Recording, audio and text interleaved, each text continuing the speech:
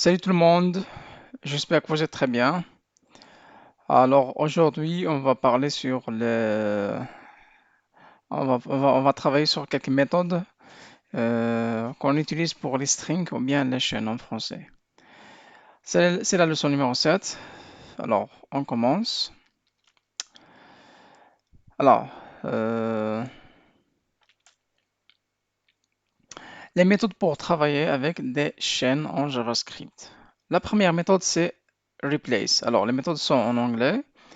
Mais on peut comprendre que c'est pour remplacer. Alors, replace. Alors, cette méthode remplace une sous-chaîne spécifiée par une autre sous-chaîne dans une chaîne. Ok, donc, dans une chaîne, il y a les sous-chaînes.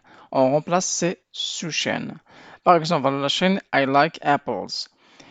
Alors, on voit ici que voilà, on a déclaré le premier string. Voilà, string numéro 1, I like apples. Le deuxième, c'est new string 1 égale au premier string. On va appeler la méthode remplacer. Alors, je vous ai déjà expliqué comment on appelle ces méthodes.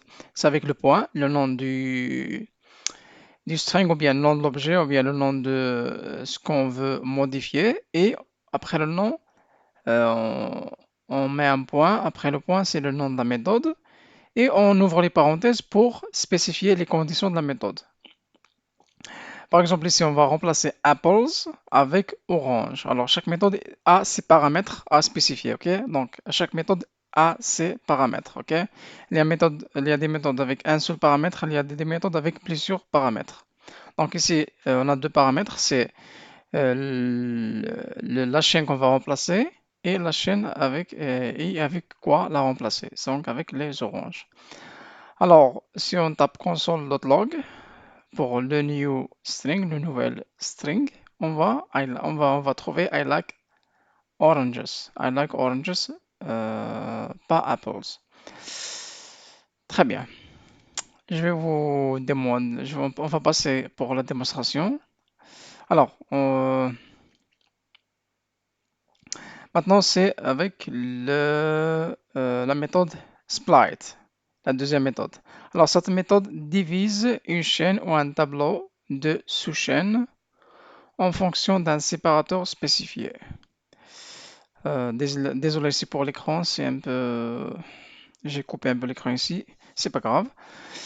Alors, le premier string c'est let string John, Doi et 25. C'est le premier string. On va déclarer un autre string, c'est R. Alors ici, vous pouvez choisir le nom que vous voulez. Alors, string R, la nomination ici, c'est vous êtes libre. Ok? Alors, égal à le premier string, le nom du premier string, point, on appelle la méthode split avec la virgule. Cela veut dire que on a divisé ce string à un tableau avec le séparateur spécifié. Donc aussi, on aura trois éléments dans un tableau. On aura John, on aura Doy, on aura 25. Ok, alors je vais passer à la démonstration pour vous expliquer ces deux premières méthodes. Alors, où est notre... Très bien. Alors, voilà la première méthode. Je vais la zoomer un peu. Tac. C'est très bien. C'est remplacer. Remplacer, je vous ai dit que, voilà, I like apples, on tape le nom de string et on tape le nom de la méthode remplacer, replace, apple with oranges. Alors, on va voir que la remplacer apple with oranges. Alors, le new string numéro 1 sera I like oranges. Alors, si on vient ici comme toujours et on tape inspect, console, voilà, alors la sortie ici c'est I like oranges. On voit ici de la ligne 185 ici. Très bien. Si on veut par exemple remplacer like, on peut taper ici par exemple love. Là c'est très simple. love. Alors, on va ici, I love apples. On va ici, alors, apples. Alors, je vous dis qu'on peut remplacer avec like avec love. Ici, on va taper like. Désolé, j'ai tapé ici love, c'est pas à sa place. On va taper love dans la deuxième. Non, c'est le deuxième paramètre, love. Alors, maintenant, on va voir ici, au lieu de I like apples, on va voir I love apples. Alors, si je clique ici, il devient I love apples. J'ai remplacé like avec love. Alors, toujours le premier paramètre, c'est celui qui est ici, le paramètre, le mot qui existe, ou bien la chaîne qui existe. Et le deuxième paramètre, c'est la chaîne avec quoi on va remplacer le premier. Ouais. La deuxième méthode, c'est split. Split, c'est donc, on a ce string, John, Doi et 25. Alors, on va le séparer avec split. Alors, ce split, il va prendre chaque élément qui il va le séparer avec les virgules. Donc, il prend le premier élément, virgule, c'est séparé. Le deuxième élément, virgule, c'est séparé. Par exemple, ici, on va la sortir, c'est John, Doi, 25. Si je supprime la virgule ici, entre Doi et 25, si je mets, par exemple, je sais pas, un moins ou bien un plus, un autre paramètre, alors ici, il ne va pas le séparer, il ne va pas séparer entre Doi et 25. On voit ici que deux éléments, voilà, que deux éléments. On a John et Do 25 ou bien Do 25 comme un seul élément. Ok.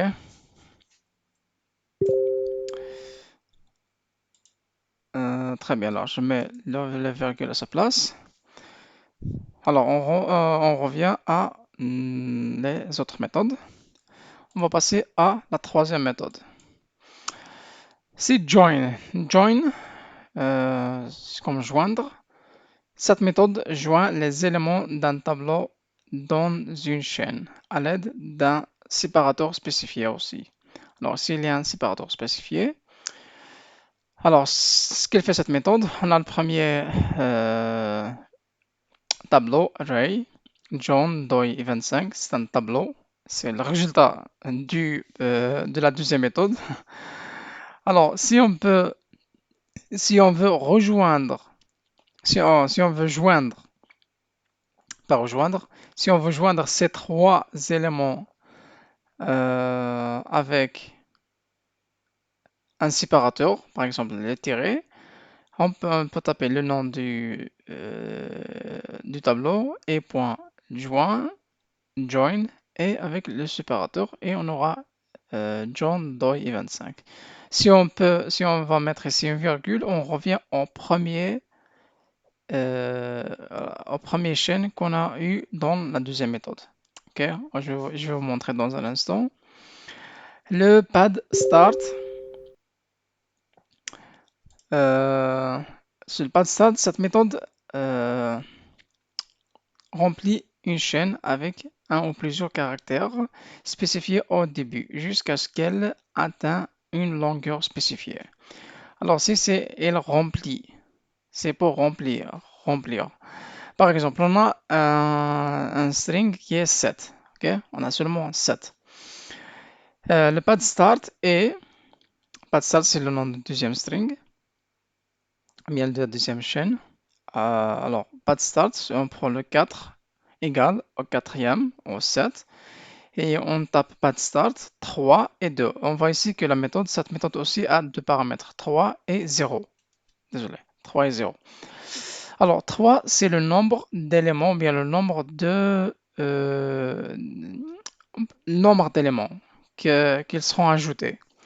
0, c'est les éléments qui seront ajoutés. 3, c'est le nombre. Et 0, c'est l'élément à ajouter. Alors, on va voir que le résultat sera 007. Pourquoi 007? Alors, elle commence à compter à partir d'ici. Donc, il y a ici, il y a qu'un seul élément, 7. Donc, il va ajouter 2 zéros au départ. Pas à la fin, mais au départ. 007. Si on met ici, par exemple, 4, on aura 3 zéros et un seul 7. Parce qu'il y a 3 éléments. 3 pour le nombre d'éléments. Ok, 007. On passe à la démonstration. Voilà. Alors, la méthode numéro 3. commence par la méthode numéro 3. Alors, la méthode numéro 3, on voit qu'elle fait, c'est comme le contraire de la méthode numéro 2. Vous voyez que le résultat de cette méthode, je peux mettre ici de l'espace, il n'y a pas de problème. Donc, le résultat de la deuxième méthode, on a eu ce tableau, John Doe et 25. Okay. Donc, on prend le même tableau qu'on a eu de la deuxième méthode et on peut le joindre. On peut joindre ces éléments avec la méthode join. Join avec des tirets. Donc, on voit ici que il nous a donné John Doe 25. Je peux même remplacer ce tiret avec des virgules pour avoir le même qu'ici. Okay, on va voir le même résultat que à la deuxième méthode. Si je mets par exemple virgule et espace, on va voir ici que, voilà, virgule et espace. John Doe et 25. C'est la même qu'au string ici, string numéro 2. Très bien. La méthode numéro 4, c'est pad start. Pad start. Alors, comme j'ai déjà expliqué, donc on a 7 ici. Donc, il va ajouter 2 zéros pour 7. Il sera, en tout, sera 3 éléments. On voit ici que 3. Si on tape ici, par exemple, on change 3 à 5, donc on aura 4 zéros et un seul 7. 4 zéros et un seul 7. Voilà, c'est la méthode numéro 4. Très bien. On passe à la méthode numéro 5 et 6. Donc la méthode numéro 5, c'est la même chose que la méthode numéro 4.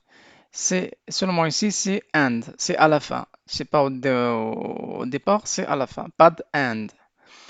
Cette méthode remplit une chaîne avec un ou plusieurs caractères spécifiés à la fin jusqu'à ce qu'elle atteigne une longueur spécifiée. Par exemple, on a ici hello. Et là, voilà, hello. On appelle la méthode pad and et on spécifie 8 éléments et on spécifie l'élément à ajouter. C'est le point d'exclamation. Donc on a ici hello, il a 1, 2, 3, 4, 5. Donc il reste 3. Parce qu'en tout, doit être 8. Donc on voit qu'ici hello plus 3 points d'exclamation. La méthode numéro 6, c'est repeat. Pour répéter. Cette méthode renvoie une nouvelle chaîne avec un nombre spécifié de copiés de la chaîne d'origine. Donc, elle renvoie une nouvelle chaîne. C'est pas comme ici, c'est on modifie la chaîne originale. Alors ici, il renvoie une nouvelle chaîne. String numéro 6 égale ha. Repeated string, c'est comme le string répété parce que c'est la répétition, c'est pour ça que j'ai nommé comme ça, pour qu'il sera clair à mémoriser rapidement. Donc elle est égale au string numéro 6, repeat 3 fois. Ici c'est le nombre de fois à répéter. Donc à la fin on aura ha ha ha 3 fois. Ok, alors on passe à la pratique. La méthode numéro 5 et 6. Donc 5, je vous ai dit que c'est la même chose que la méthode numéro 4. Ici, on ajoute seulement à la fin. Ok. On ajoute à la fin. Par exemple, si je tape, je sais pas, 15, on aura 15, on aura 8. On aura hello plus, il reste 10, 10 points d'exclamation. Alors voilà, jusqu'à 15. Ok, il va compléter jusqu'à 15. Ok, donc on le met à 8. Ok. Voilà, ici, elle est revenue à 8. Donc, hello plus 3 points d'exclamation. En tout, c'est 8. Et on voit ici que la méthode numéro 6, on va répéter le ha ha ha. Le ha. Si on répète le ha 3 fois, il sera ha ha ha. Si on tape ici, par exemple, 5, on aura ha 5 fois. Désolé. On aura ici le ha 5 fois. Si on ajoute ici quelque chose, je sais pas, tu peux répéter n'importe quoi ici, ok? Si je te tape ici, ha, et tu le mets ici, il sera ha, ha, ha, jusqu'à l'infini. Ok, donc ici, quoi que ce soit, elle répète le string, quoi que ce soit ici, elle va le répéter le nombre de fois spécifié. Très bien, alors on passe à la méthode numéro 7. La méthode numéro 7, c'est set. La méthode set en JavaScript, la méthode set est utilisée pour ajouter ou mettre à jour un élément dans un objet set.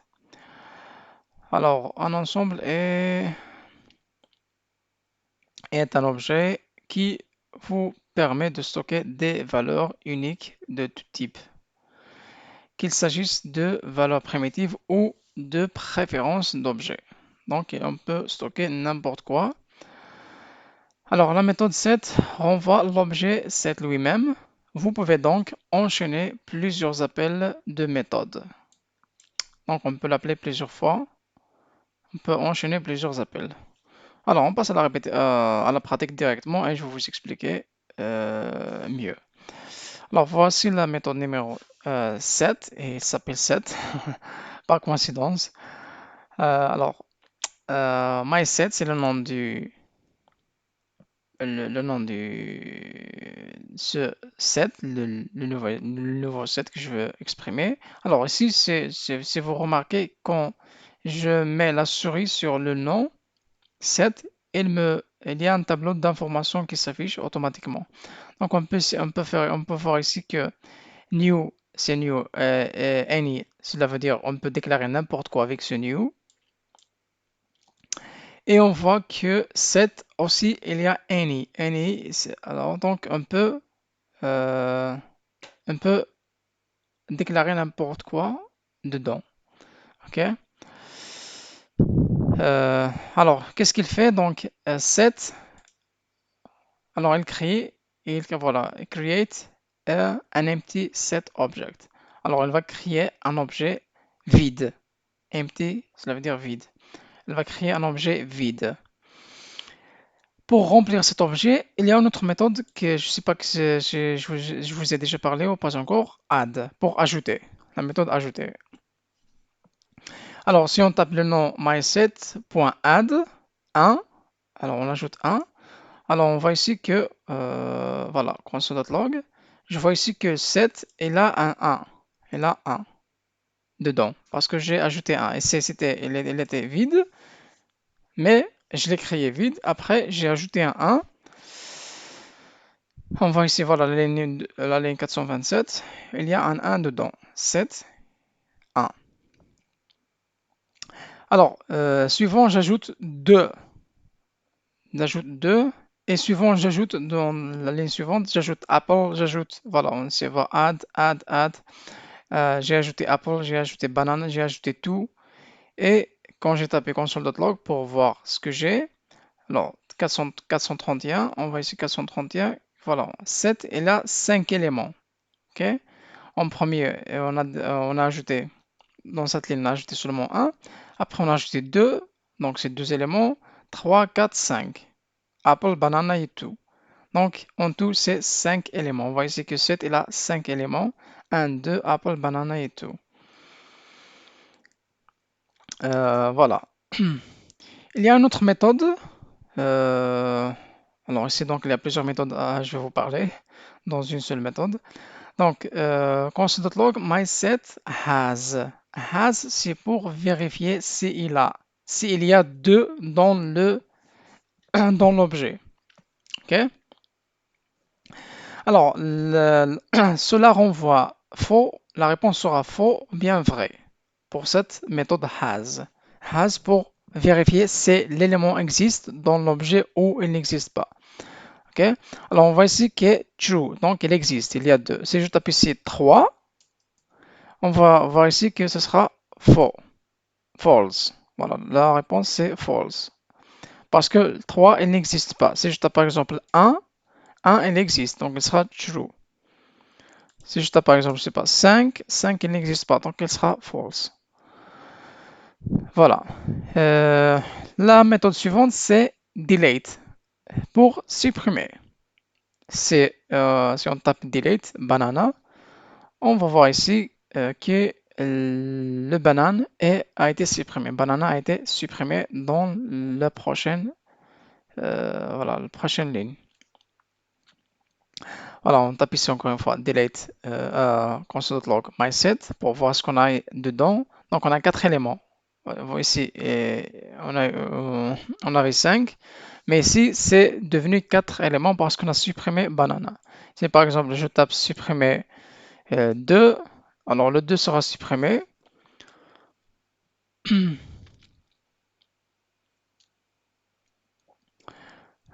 Euh,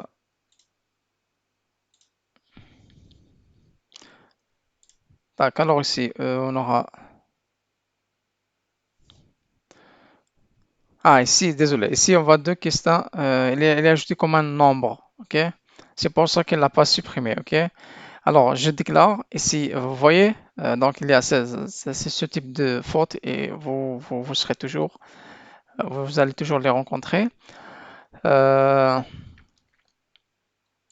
alors, on voit ici que le 2, j'ai tapé 2, mais il n'est pas supprimé. Pourquoi? Parce que j'ai tapé 2, il est en jaune. Cela veut dire que c'est une chaîne, c'est un caractère.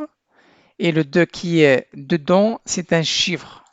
Le 2 que j'ai ajouté ici, c'est un chiffre. OK? C'est pour ça qu'il l'a pas supprimé. Alors, comment faire pour supprimer le 2? Alors, j'ai tapé le 2, mais il n'est pas supprimé parce que ce 2 il n'existe pas ici actuellement. Parce que je demande le type, je demande un autre type de 2. Alors, ce 2, ce n'est pas un chiffre. En jaune, ce n'est pas un chiffre. Les chiffres sont seulement en bleu. OK? Alors, pour le déclarer comme un chiffre, je vais supprimer ces guillemets. Ici, voici, il est devenu bleu. Maintenant, si je vois ici, si je vérifie ici, on voit que le 2 a été supprimé euh, normalement de l'objet. OK? Donc, faites attention à ces petites erreurs. Donc, vous allez toujours avoir ces petits bugs. C'est des bugs. Donc, vous devez toujours penser où est le problème et trouver le problème et le corriger. C'est pas quelque chose de grave. Donc ici, on peut ajouter, on peut vérifier ce qu'on a dedans et on peut supprimer, ok, dans cette méthode. Alors, j'espère que c'était clair.